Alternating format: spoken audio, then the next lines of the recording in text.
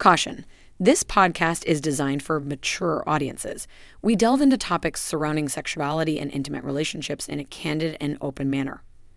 Please note that we are not licensed marriage or sex therapists, and the content shared here is intended solely for entertainment and informational purposes. If you are under 18 years old or prefer not to engage in explicit discussions about sex, relationships, or mature language, we advise against proceeding further. However, if you're of legal age and comfortable with such content, feel free to settle in, grab a beverage, and enjoy this episode. Just remember, time flies when you're having fun. Oh, and the stories you are about to hear are true. The names have been changed to protect the guilty. Welcome to Beyond Monogamy, where every episode is a journey of discovery, liberation, and endless possibility. Join your hosts Roger Johnson and Janet Valentine as they peel back the layers of convention, inviting you into a world where passion knows no boundaries. Beyond Monogamy, a podcast that transcends the traditional norms of relationships to uncover the raw, unfiltered stories about the lifestyle. And now, your hosts, Roger Johnson and Janet Valentine. All right, let's get this party started. Welcome to Beyond Monogamy. I'm Janet Valentine. I'm Roger Johnson. I'm Barbie Triple E. And I'm Steve the Professor. Well, I know that last time we were discussing it said, well, actually the texts have been flying across this week that there was people that had things to talk about. Let's get back to the original format, though. Do we got a word? Do we have news before we tell our stories of the parties of last weekend? What do we got? Roger, you got something for us? Yeah, let me get it pulled up. Somebody else, go ahead. This is good. Oh, okay. How about a word? Steve, you got a word? I do, but I've lost it somewhere. I I had it right here. No, it's right here. It got it right here. No, Okay. it's right here. I just had to pull it to the other screen. Okay, this goes back. Barbie. This goes back to the states. You know, we had every state had a sex position or something. Yeah, so we had an Oklahoma one and Arkansas one. Yeah. Okay. Okay. This one goes about the Mason-Dixon line and the Midwest Compromise or Missouri Compromise, something, whatever it is. So what Midwest Compromise, or do they call it the Missouri Compromise, I think is what it was called. I believe it's called the Missouri Compromise. Yeah, the Missouri Compromise, yeah. Okay, so that is it. That is the word, the Missouri Compromise. Is that when you get Mizzou fan fucking a KU fan and she makes sure that the KU fan is on the bottom so she can watch him fuck up? Ooh. Is that like not relevant? Because come on, I know my basketball and football. I like it. That is so good. But that's not quite it. The Missouri Compromise. Do you have a guess, Roger? He's No. still Okay. The Missouri Compromise is refers to an act where a young lady circumvents the loss of her virginity by practicing anal instead of vaginal intercourse. Oh, that was in Book of, wasn't it? There's a song in Book of Mormon, I think, or there's a Broadway song about anal sex, that anal sex in the teenage years, but I'll take it as a Missouri Compromise. Yeah. I would, some say that's a Utah compromise, but Yeah. let's get relevant here. That had to be in Book of Mormon. That had to be. Yeah. Well, There was a comedian girl who did a song called Fourth Base, and it was all about anal. Really? I'm pretty sure I saw it in a Broadway musical, so I'll have to do some research. Yeah, because that's Catholic girls do that for sure. Yeah, is do anal as a way to not lose their virginity, but still get the guy's rocks off. Yeah, I would have. Yeah. That would have never come to me as doing that first when I was young and exploring. That area would have never even entered my mind. When I Not at that age. When I was young and dumb, I was taught that anal was only something that homosexuals did, and that it was wrong. That it was not even hey, this is an alternative. It wasn't, that was not even an option in my book. Okay. No, that was never even discussed. Never, never, never. No, that was something only the homosexuals do. I remember my dad telling me that homosexuals. I didn't think a lot about it until it just kind of surfaced as something that's just off limits, and then I was like, why is it off limits? Oh, of course, because it's taboo. Roger wants to do it. Why is it so bad? I just knew from an early age where it felt really good, and that's what I was after. There you go. I was quite young. Yep, I like it. Right. Well, I've got some news. And, okay, I'm ready for the news. That doesn't mean it's good news. It's just news in the world of sex. All right. So maybe like sometime last week, doctor convicted of practicing medicine without a license for home genital exams. So,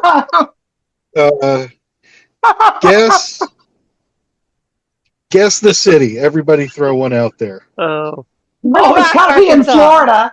It's got to be in Florida. Arkansas. I understand going to Florida, but it wasn't Florida. I'm sure. I'd say Little Rock, Arkansas. You're close. Okay, that's close. Oklahoma City. Well, not regionally, but like culturally. This was in Cincinnati, Ohio. Okay. Wow. A man was found guilty of practicing medicine with only a training license for luring men to his apartment to perform ultrasounds on their genitals. Oh my God. Oh, he was even doing it to men. Oh, let me give you a prostate exam, and you see both of his hands on the table as you feel him inserted. That's the joke. Where'd you go, a third hand? as he's cupping your balls, and it's been awkward for minutes. I don't think you have testicular cancer. I'm gonna keep checking. Barbie had to mute herself. She was laughing so hard. Oh my goodness, I had a cough attack. Yes, that was a good one. Oh my goodness. Oh, all I could envision was this guy going to people's houses as a gynecologist. And I remember being in Mexico and seeing a T-shirt that said, "I'm not a gynecologist, but I'll take a look." And that's what that reminded me of, I guess people answering your ad to come to your house and do a medical exam, and all I want to see are your genitals. I can just picture him like trying to do his thing and play the part looking like a doctor, and like, this ultrasound jelly makes great lube also. God. Let me put on some mood music to make it easier on you. And did he bring a warmer for the? Did he bring a warmer? Some Barry White stuff comes up. When that comes up, you gotta go. You gotta leave. Any song requests for your exam? Yeah. Stroking. Oh, it reminds me. Pour some sugar on it. That's a good one. Our good doctor that gave me the coconut oil hint and stuff. One of the things that he used to do, he would, whenever I was in a pain moment, which was through a couple of burrs, he would always save really good jokes to tell me during that process. And there was another doctor in his practice that was a lot older than he was. And he said, we'll call that Dr. Smith.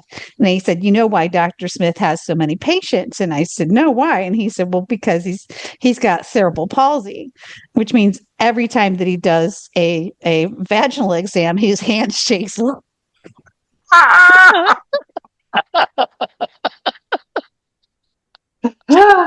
And then you had to push out a baby. Way to make lemonade out of lemons. He would tell the jokes, and it was one of the great ways to have a baby. Yeah. Oh, yeah. Push on that laugh. Push. It was Wow. good. So I understand. And does anybody have any music they want to talk to, or are we going to jump straight to Steve? Because I know he hosted a party last weekend. I have a song. Okay. What song? This is not a party song. It's more of a more of a grinding song. Ooh. It's by an artist called Drake White. Okay. And he's more of a country guy, but the Tornado took us to see him. Oh. And the name of the song is Making Me Look Good Again. And it's a pretty good song. I don't have any words for you, but it's pretty we have cool copyright song. issues and stuff. Yeah. So, and who wants to do? So it's Making Me Look Good Again. Yes. Is that what it's called? Okay. So yes, by Drake I'll White. I'll write that one down. So you had a party. Was Cowboy and Tornado there, or? They were. Okay. And part of the story involves them. Okay. So we had the party. We had 11 couples invited. 11. We had invited 10 couples, and someone said, "Hey, we have somebody. Can we bring them along?" And we did not know this couple, and I said, "Let me think about it. If we lose somebody." But I wanted to double check and really vet them because we didn't know them. They were recommended by one couple, and I won't do that unless I. And so we asked another couple, said, yes, they're good people. They're fun. So we set up, had 11 couples. Start with the bad news first. I got cock blocked twice. Oh. You know, cock blocked the host. That's that's a no. You should not cock block the host. Mm-mm. Well, and that's the deal. I always try to be the good host, and guess what? No more playing the good host. You know, sorry guys, my party. It's like the one party that you had, Janet, that we were playing before the party officially started. Right. One of the couples walking in got pissed off because we were already playing. It's her. Because I wasn't answering the door. I was like, damn it, I'm playing. Somebody else can answer the damn door. Yeah, it's her house. Yeah. Well, why is she hosting? Because she's playing. It's her party. It's her house. That's how I feel. Right. So that's the worst part of it. But yeah, I was sitting there and I said, gee, many Christmas, I won't go into that details, but we'll go to the great parts. Okay. Miss L was the belle of the ball. Oh, good. She took 10 of the 11 men. And the only reason she didn't get the 11th guy is she couldn't find him. He was sort of a fly on the wall. But she took 10 of the 11 men, had 3 women, and the one new couple is a black couple, and she is an ebony goddess. Oh my goodness. And Elle really likes him. So I'm out being the good host, listening, and I go walking in, and Elle and this gentleman are on the bed, and I hear from her, you know how she sounds. She has gone guttural in her sounds. She's not even, I'm going, oh. Then I hear this, bury your cock in me. I'm going, oh. And she goes, fill my pussy with your cum. I'm going, what? She goes, I want to feel you. I'm going, oh my God. So that was hot. I'm going, wow. So she had a good time. And she was playing with this guy, then switched out. This guy's wife, the ebony goddess, oh my goodness. Have you ever gotten where your pussy juice is so thick and you take your fingers and you can stretch it? You know how that is? Yes. Well, this lady, I could have sworn they shoved a bottle of lube up her pussy. She's that wet and that viscous. It's, oh my God. Oh my goodness. Unbelievable. So that was great. The Tornado had a new experience. Oh, really? The ebony goddess brought a strap on. Okay. And the Tornado had never had one. Okay. So Elle had been telling the Tornado about her new friend. He gets with the Tornado and they're playing. Of course, you know how she sounds. Flips her over. She rolls her head off the bed. He is shoving his cock in her mouth, and she can't make a sound. She is going nuts and having a blast. I'm going, holy moly, unbelievable. So, unintended. Yeah, unbelievable. And she had her little buzzer going on her clit and going, whoa. So she was just fuck drunk too. And now here come the piece de resistance. The last couple who asked if they could come, I said yes. She walks in. They're out back on the back patio. Everybody's having a drink. And I walk out, and I'm sitting, and she goes, you're awfully tall. Well, I'm standing on the step. So I stepped down by her, and I said, well, you're not very tall. She goes, no. I'm tall tonight. I'm going, what do you mean? She goes, I'm wearing 6-inch heels. She takes her heels off. She stands 4'8". All right. Technically a dwarf. Ding, ding, ding, ding, ding, ding, ding. And did you get some? This woman was shaped like an hourglass. She had hourglass figure, had big tits, gorgeous ass, and a huge clit. Oh my goodness. She was one of the ladies I got cock blocked on. But so that's okay. Guess what? She was bent over sucking a cock, so I'm sitting there fingering her pussy, playing with her clit. So she's on the bed. So I go down and start eating her ass. She grabs her feet, her legs, wraps them around my head, and pulls me into her ass. My face into her ass. I'm going, oh my God. So, whoa. So I did not get to actually fuck her, but we did get to play a little bit. So, and as Elle said, they will be back. So yeah, good things come to those who wait. Yeah. But so that settles it. I might have a window of time between retiring from one job and starting another job, and I was tossing the idea around about making a trip to your area, and party on, bud. So I think this is a done deal. Gonna be coordinating. So we'll just coordinate. I'll coordinate the dates. I'll make sure you got the dates, and we'll see if that'll be fun. You know what? It's fun.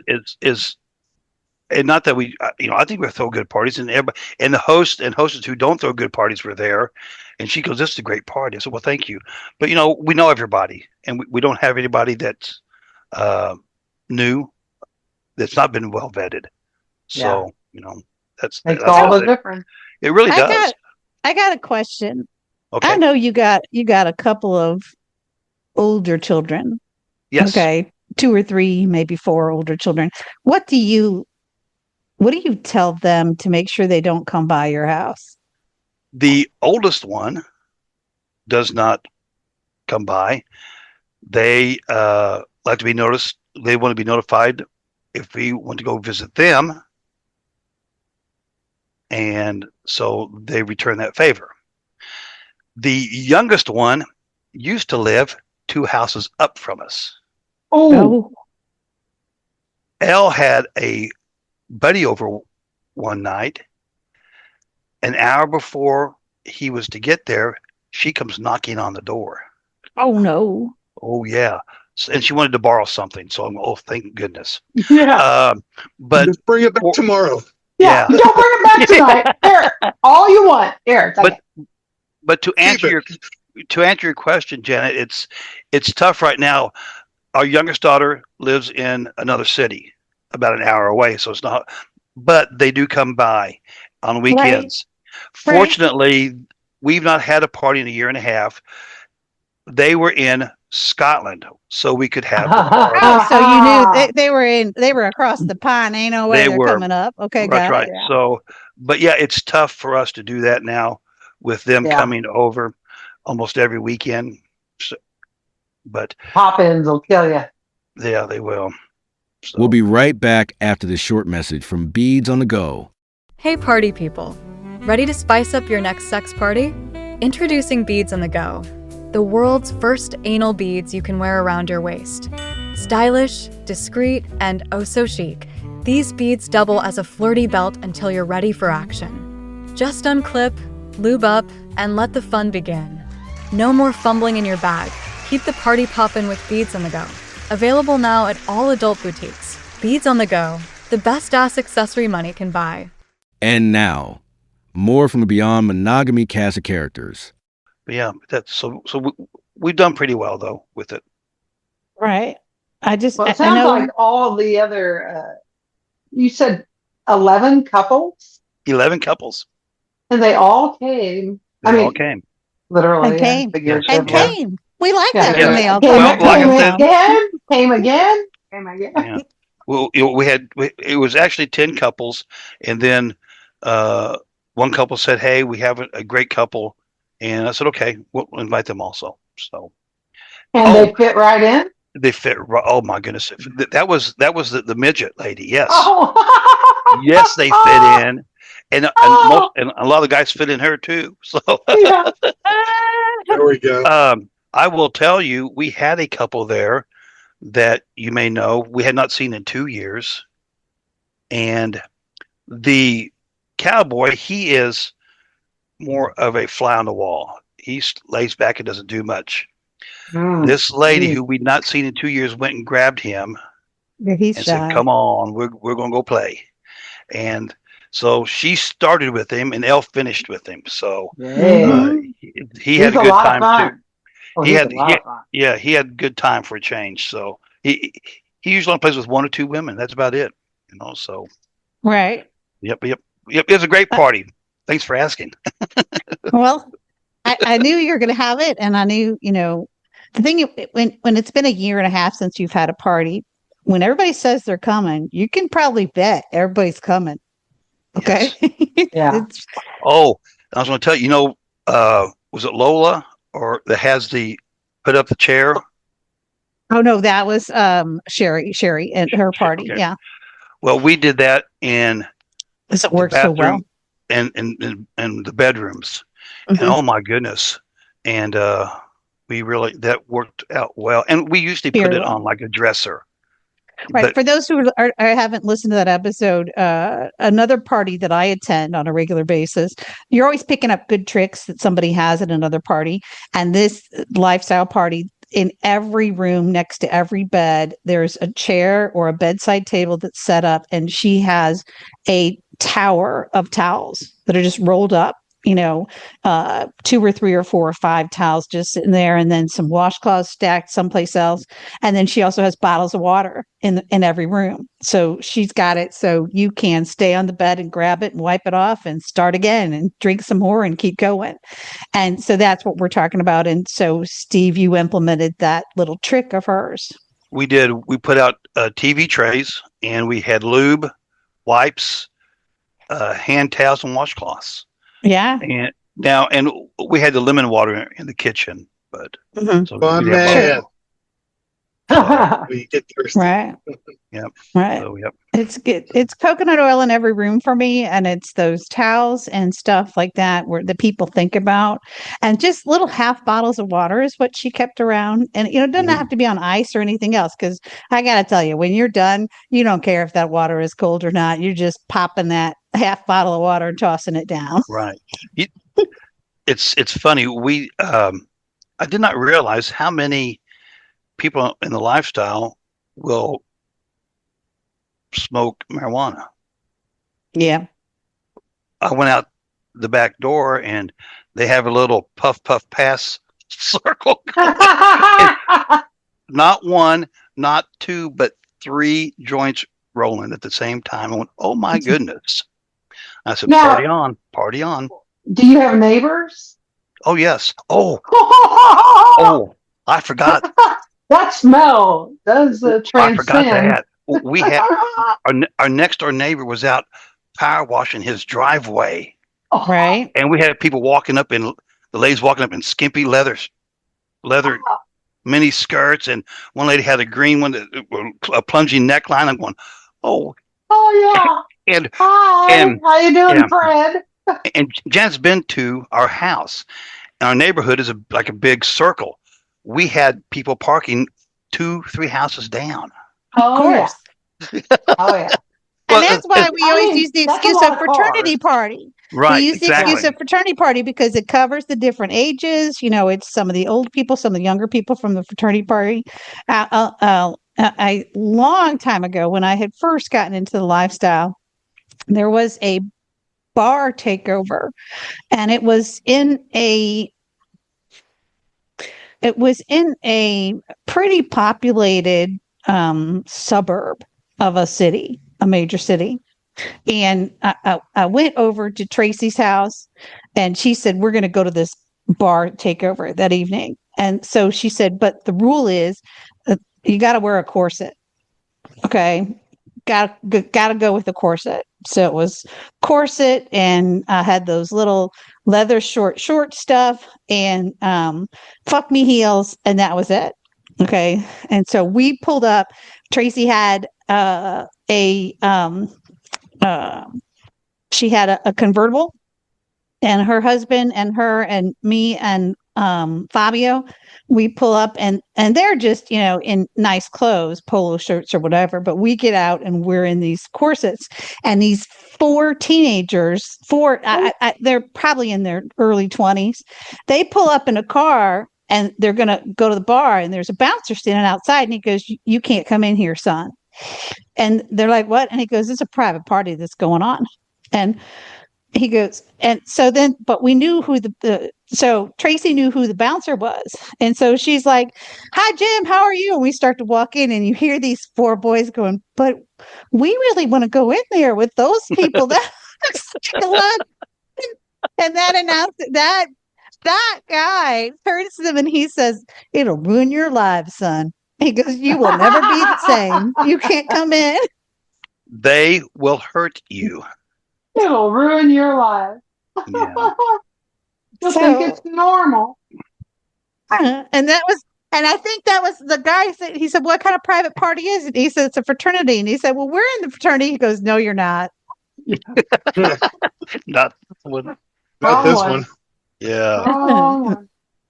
No, not that one at all. So I think the lesson is, because we were talking about it before we started recording, you were saying you weren't sure if you're going to let this couple in, and then this couple turns out to be your bucket list, midget person. Yes. So I think the rule, so sometimes your spidey sense says, "Don't let this person here." And then sometimes you're wrong, just like Beauregard. Okay. Like one of our favorite bluefish, Beauregard.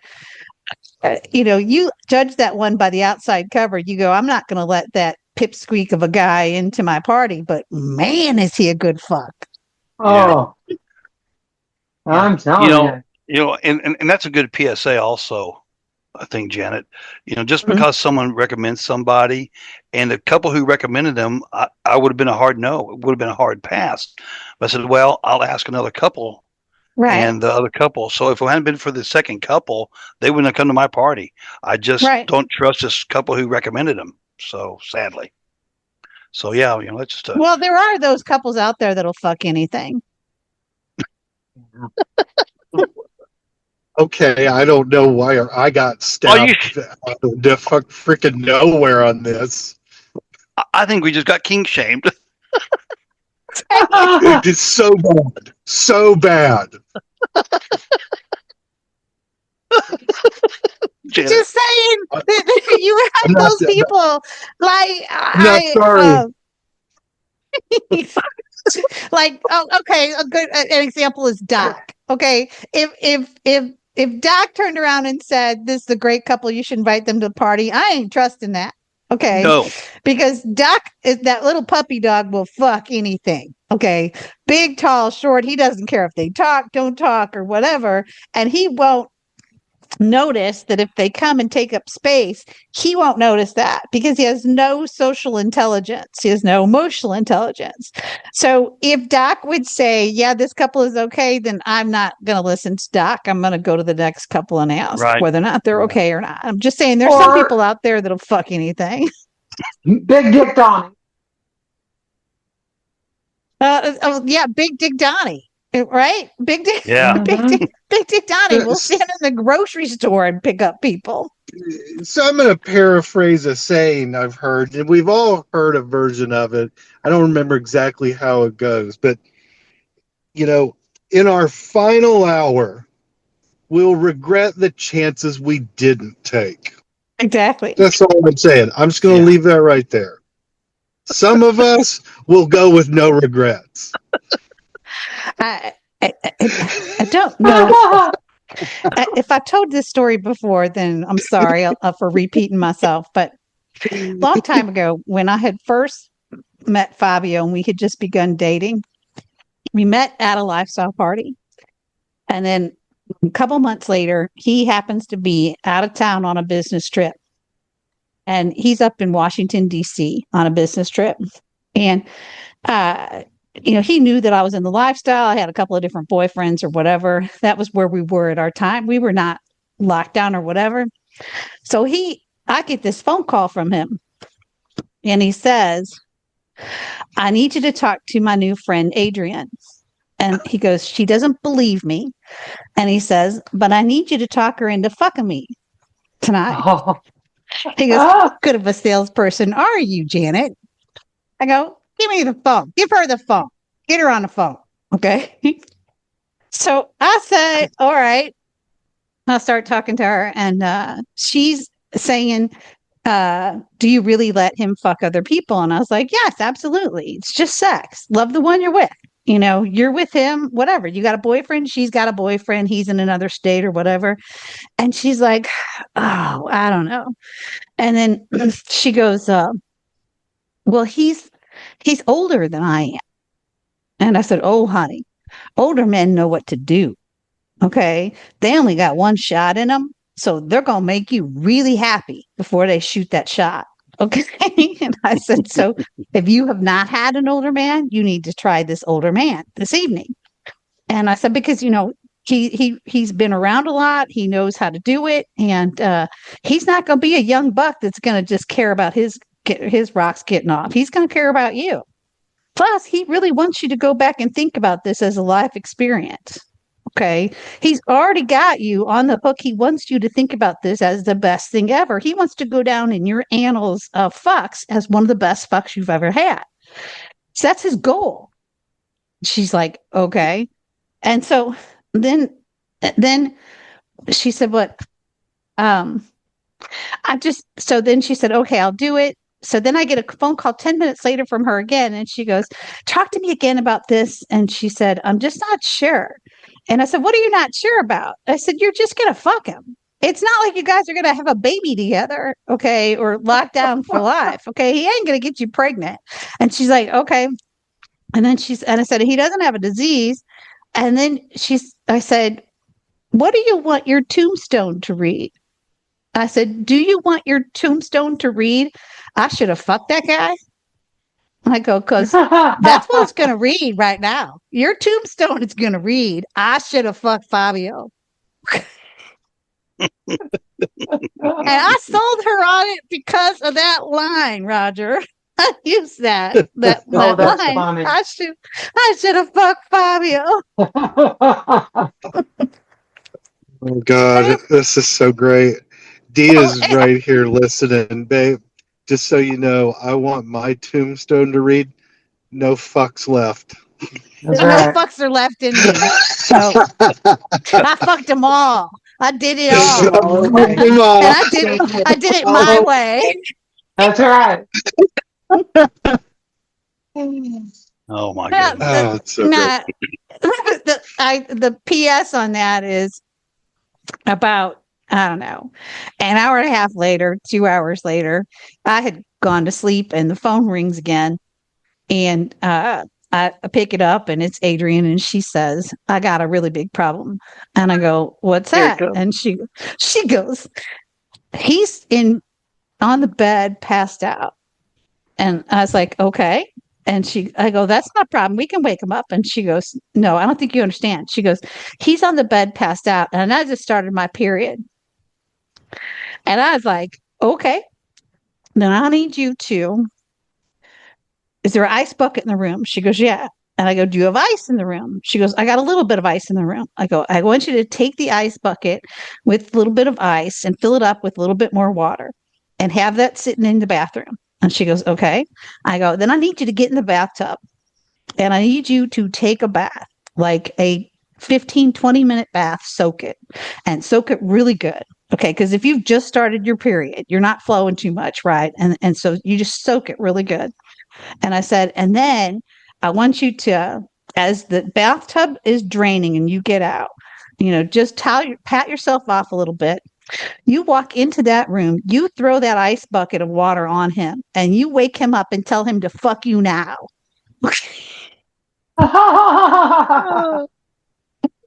She did it. Oh, wow. And he said, Fabio said the next day, he said they woke up and they were, she was just flabbergasted that this had happened. She's like, you have a really special girlfriend. He's like, I know that. And he goes, you're going to tell her boyfriend? And she goes, I probably am going to tell him about it. And he goes, well, it'll test him to figure out what kind of a guy he is. Okay. How important things are. And he said he opened up his briefcase when he got home from that trip. And it had said on there, Andrea likes it rough. Kick her around a little bit. There was a note that was in his briefcase from her. Okay. So, that's what, be open-minded, folks. That's all I'm saying is, love the one you're with and then be confident that when they come back home, they're going to tell you the story. And hey, but that line, that tombstone line, I use that one to convince people. That's so funny. That's great. It really is. Mm-hmm. I've had the fucks. Go ahead, Steve. I have get your thoughts on this from all three of you. We went, I did, to a meet and greet. They asked, hey, can you come to a meet and greet?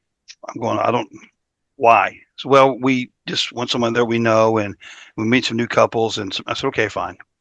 So I get there, 2 couples, and the first couple.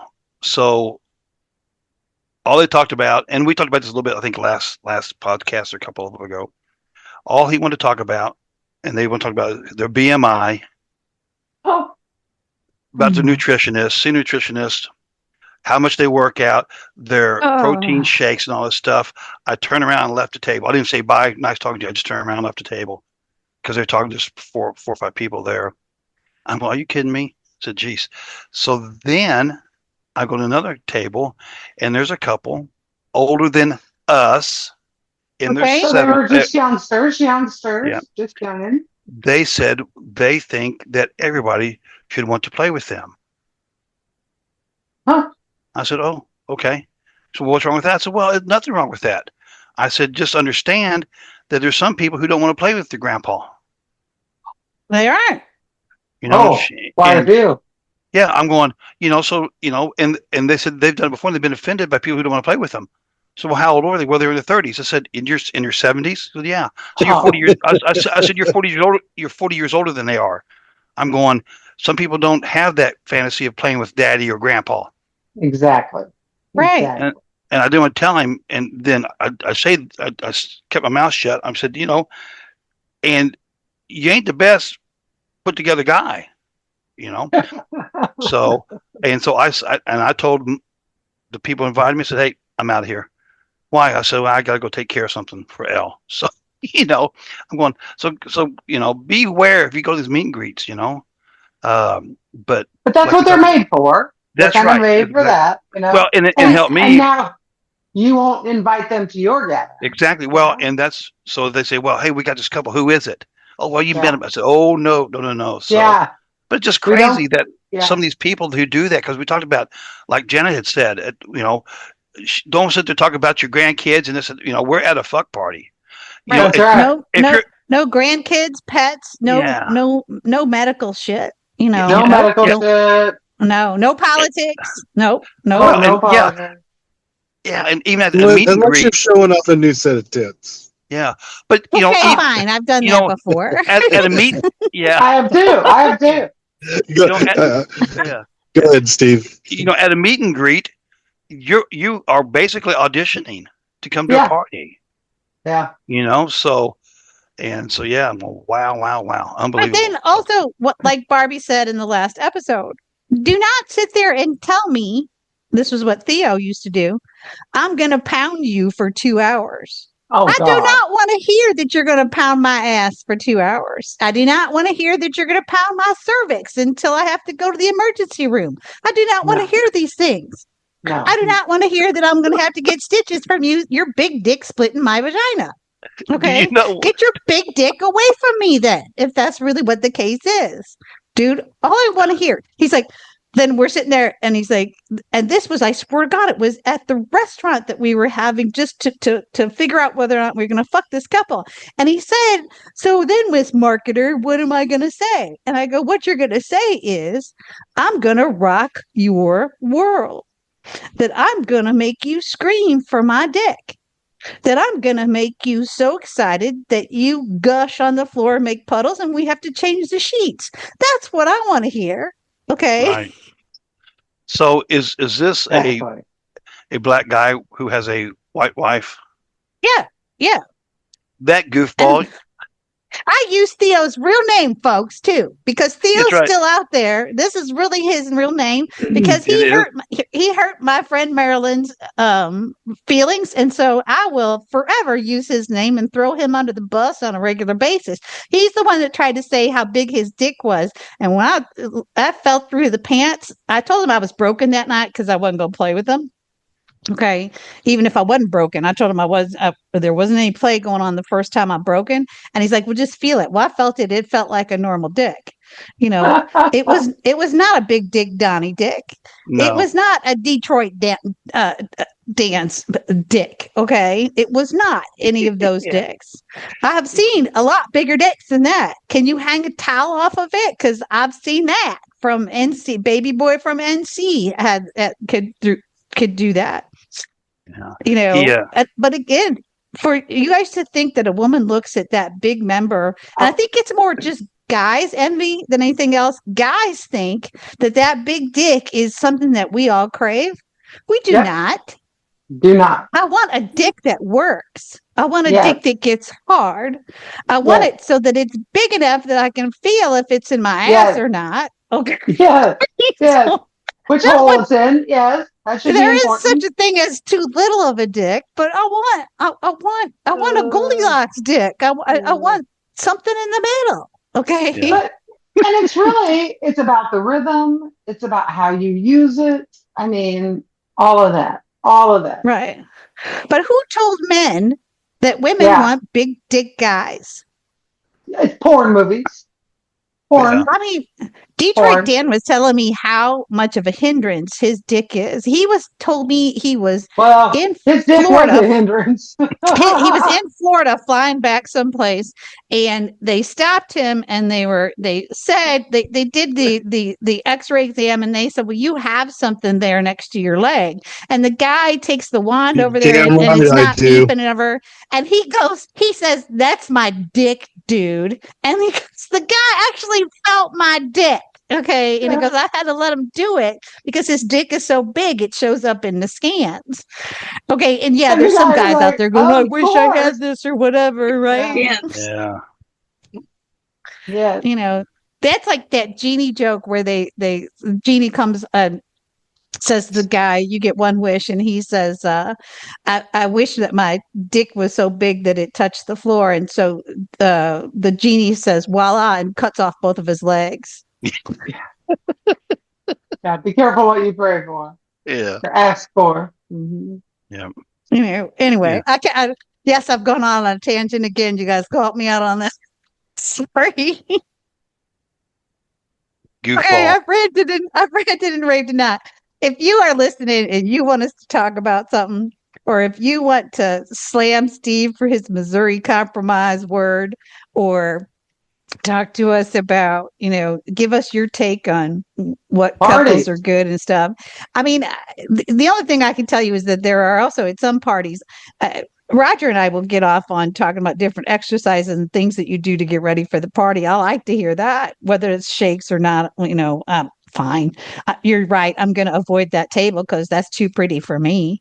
But, anyway, so if you're listening out there and you want to join this conversation, the best place to find us is at our website, which is beyondmonogamypodcast.com.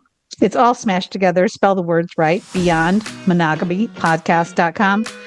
There's a place there to send an email to Roger. There's a place to send an email to me. There's also a place to tip Mandingo, our producer, who has been diligent and is waiting for us to take a break. We are going to get a break coming up soon, but not yet. We got a couple more episodes in us.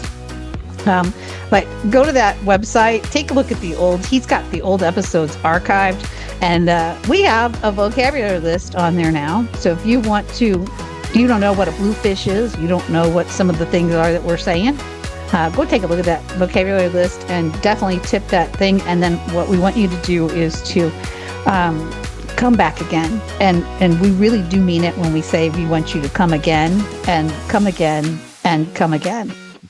That's it for this episode of Beyond Monogamy. We hope you enjoyed our podcast, and we look forward to having you back again for the next episode of Beyond Monogamy.